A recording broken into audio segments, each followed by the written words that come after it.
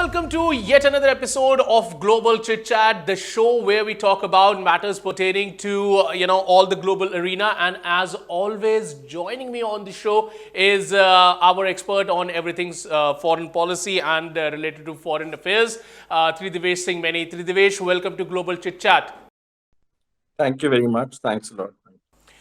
So, Tridivesh, discussing today a very first initiative that has been taken by four countries, that is India and Israel and United States of America and UAE. The I2U2 summit is going to take place on the 21st and on the 22nd of February. So, how do you view this new kind of a pact coming in with four big countries joining hands together? See, obviously, there's a strong economic component to it. All these countries are looking at. If you look at the cooperation, it's very much in sync with their sort of. If you look at UAE, if you look at India, if you look at Israel, so areas like tech, there are clear synergies, right? And the US is also looking at creating,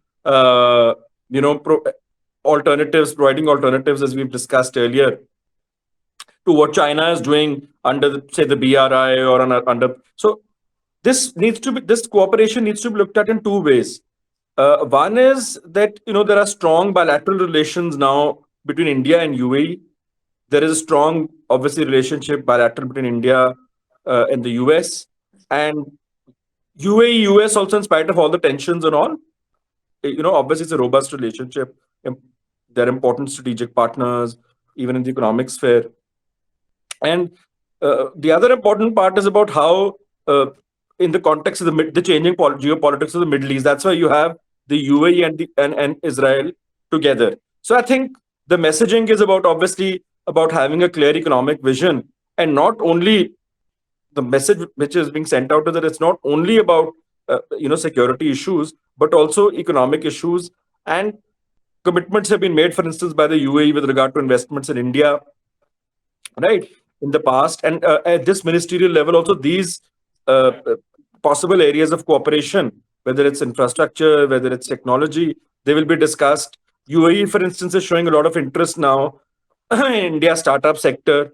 UAE India non oil trade also has gone up significantly ever since the FTA came into being between both the countries. So this is a very interesting grouping. And while we have this, you also had earlier, as we discussed, the India, France, UAE trilateral also on important issues. So obviously, at this point of time in the current order, you have you have groupings obviously which are driven by the US, but you also have other groupings which are seeing their own interests and which may need to balance, and whose the interests may not necessarily always be identical to that of the US. In this case, obviously, there are very clear synergies. And also what is happening is that the US is also going to invest more in this, because of late, the US ties with Iran again have deteriorated. So US is focusing more again on Gulf countries, be it Saudi Arabia, be it UAE. So there's a strong, obviously there's an economic component, but the geopolitics of this cannot be neglected, right? And obviously, like any other grouping, there have to be strong bilateral relations also, that because in case one country at a particular point of time does not show that much interest, it has to be driven by someone. But in this case, that advantage is there, that because of, for instance, UAE and Israel also, they are, after the Abraham Accords, they're trying to build their economic linkages. UAE India, as I have mentioned, they already have strong links. So I think the US is driving this more from a strategic lens,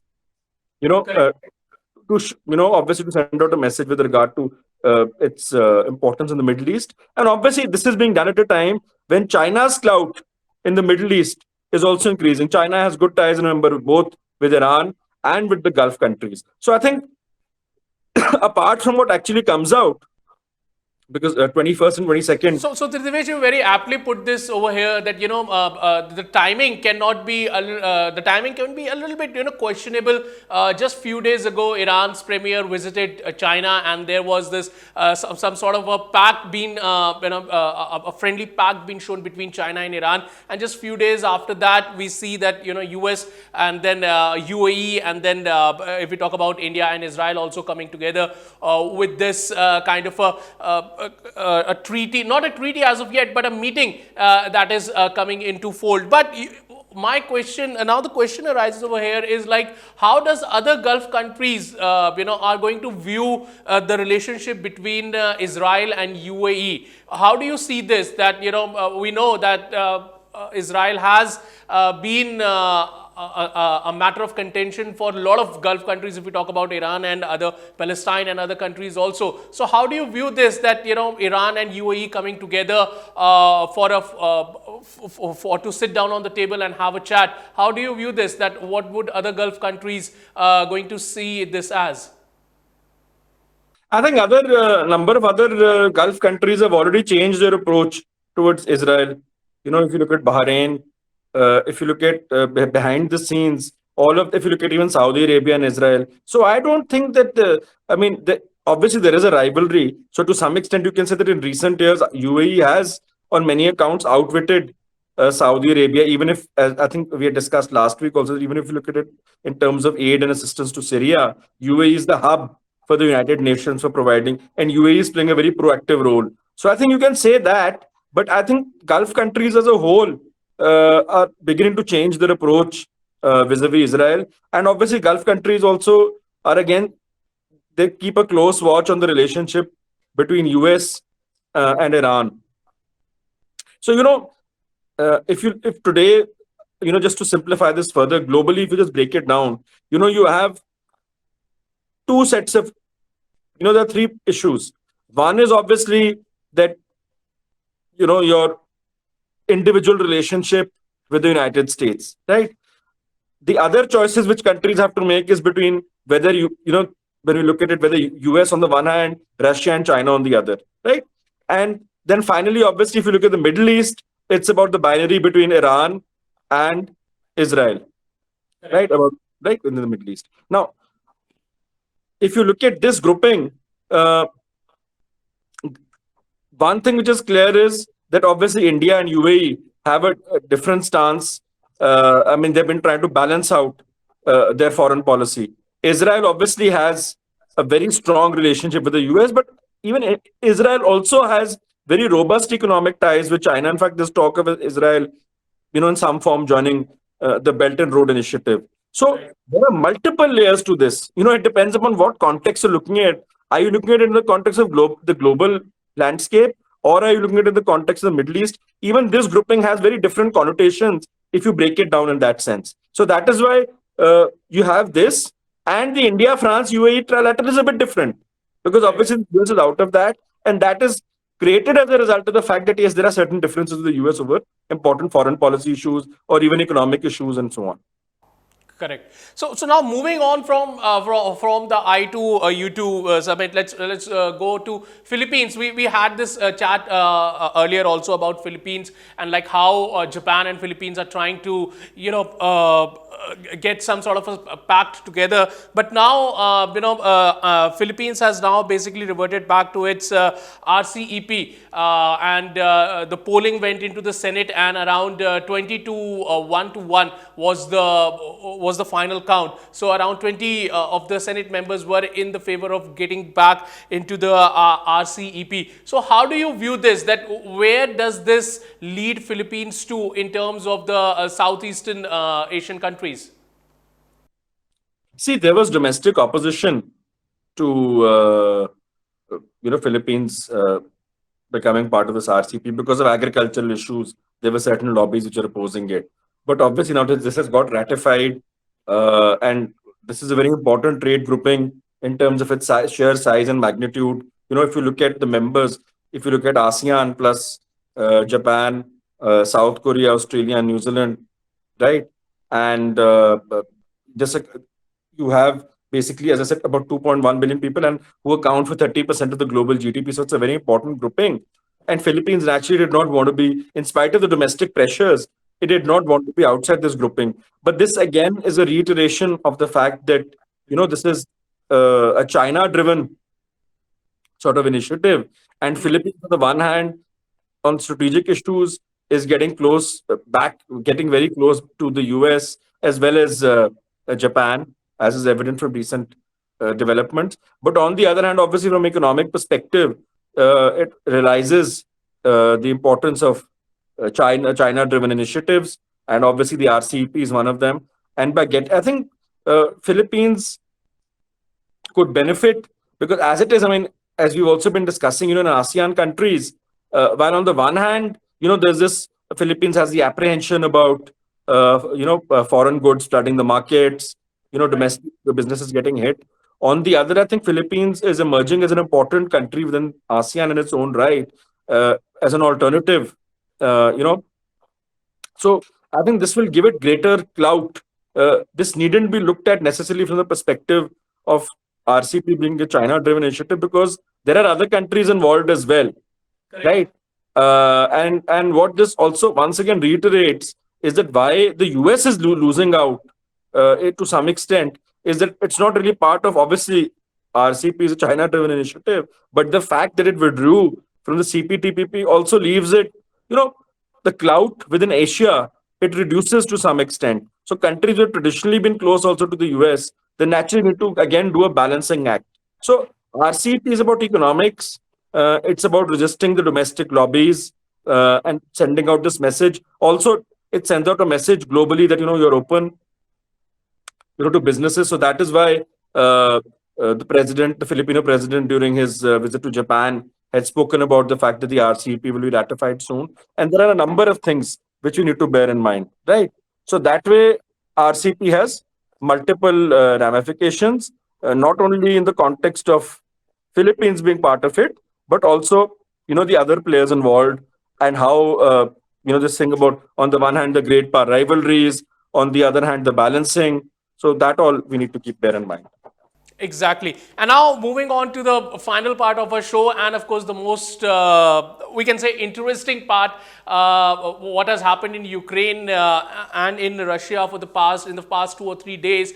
There was this surprise visit by US President Joe Biden to Kiev, and we saw this thing that without any prior information, Joe Biden came to Ukraine, and then he went to Poland also, and in between of that he also what is more important at that point of time when Joe Biden came to Ukraine was that on the heels of first anniversary in terms of when Russia started its invasion into Ukraine, and then just a few hours after that, we saw that Vladimir Putin also, in a state address in the Russia in Kremlin, also criticized the US in terms of the way it has been handling the matters with Russia, and has also basically stepped out of the nuclear pact that it has with the United States of America. So how do you view this? We are sitting at 1 year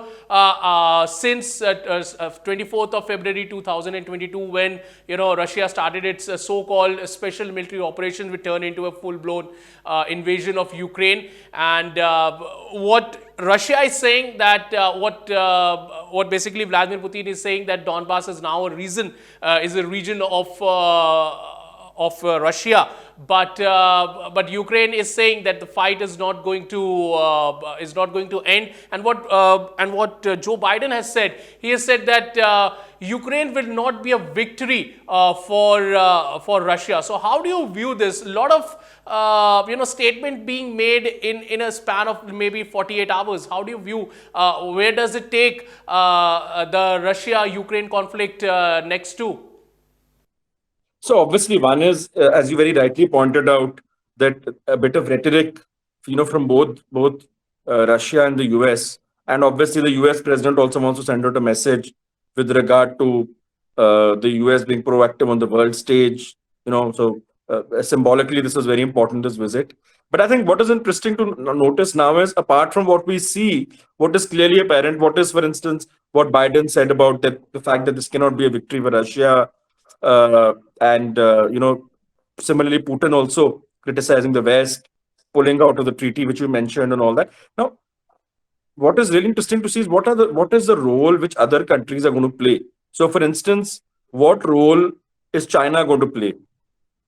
Because obviously, because of economic interests, and I mean, everybody is getting impacted by the disruption caused to global supply chains. This point has been raised verbatim, right?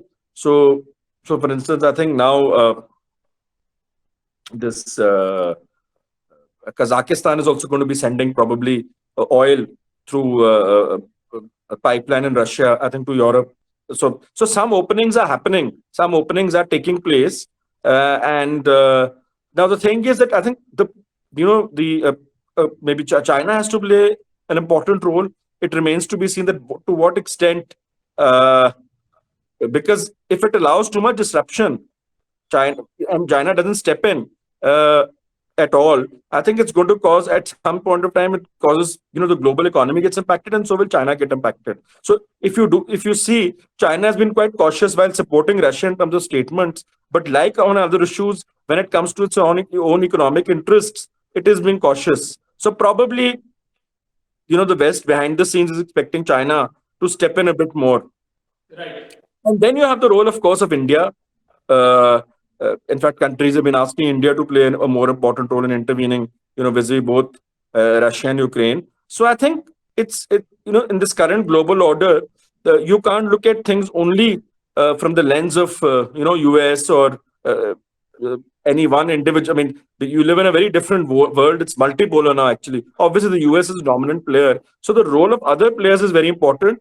And uh, apart from oil, the other disruptions which have been caused to the global economy, they've been significant, because every country which is facing problems, largely, whether in South Asia or outside, a significant percentage of those problems have arisen because of this issue. So now the whole world is actually looking to a solution whereby at least, one thing is the geopolitical rivalries, and it's not going to finish off. And I mean, the conflict has been going on for a while, but at least so that economic issues begin to be addressed, and behind the scenes, there is some understanding on these economic issues. So those incentives need to be created, that the supply chains, for instance, are not uh, disrupted any further. There is some sort of resumption that has, because of other, these geopolitical intricacies, Indonesian conflicts, and so on and so forth.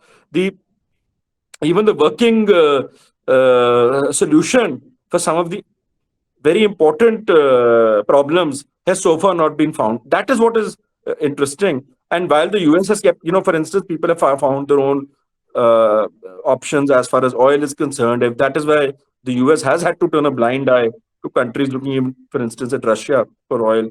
Uh, and here I would like to add that perhaps the US should avoid opening another front in the Middle East, in the sense that this is where, uh, because while it may not be directly related to this, but by not giving Iran any space, and, by being rigid vis-a-vis Iran, I think it's pushing Iran into this camp, and the global options, with regard to oil, are obviously getting reduced. If there is a revival of that deal, maybe that is one thing. Second thing you need to look at is, all these players like Saudi Arabia and UAE, they're also important players now globally, in the context of oil. Obviously, that's one thing. So you need to give them some space vis-a-vis, if they have a different opinion on China. So I think the US needs to be a bit more astute, because it'll need all. I mean, everybody needs to get together and work. I mean, obviously, even if you may have differences on other issues, on this is impacting the global economy as a whole, and not just, and that these are not issues which can be, dehyphenated from some of the bread and butter issues domestically in various countries. Absolutely, and like so Divesh, I just want to get your two cents into this thing whole matter. When do you think this conflict is going to end, or are we going to see one more year of Russia-Ukraine conflict being stretched out? Because as we have seen, the whole of the world has tried, as you very aptly put, that a lot of the world powers are now had asked India time and again to intervene into it, have a chat with, or have asked Prime Minister Modi to have a chat with Vladimir Putin in terms of de-escalating what is happening in Ukraine. So how do you view this, that in the coming months we can view there could be a, a kind of a drawback by Russia in Ukraine, or is it going to even escalate even more further? I think it needs accommodation on the part of all players who are involved. Probably, the US would be in a better position to use the services of certain countries if it gives them space and it's not sticky about issues like economic sanctions, right? Because then if you do that, then those countries are not going to focus really on, or they would refrain from playing the role of an intermediary. So a lot. So on the one hand, that is obviously there, but we can't put everything. We can't apportion all the blame to the US. Then leaders like Putin and Xi Jinping are also very tough to predict. When you're not dealing with normal leaders who are really accountable to anyone in that sense. So that is an important part. And once you have this whole thing is created around you, this aura that you're taking on the West and you're the answer to Western imperialism and so on and so forth. Obviously, you know that is very problematic. So I think it depends upon the pressure which Putin faces domestically as well, apart from the external geopolitical factors. Exactly. Well, on that note, thank you very much, Tridivesh, for joining me on Global Chit Chat and sharing your insight about these various matters pertaining to the global arena. And thank you once again for joining me. Thank you very much. My pleasure. Thanks.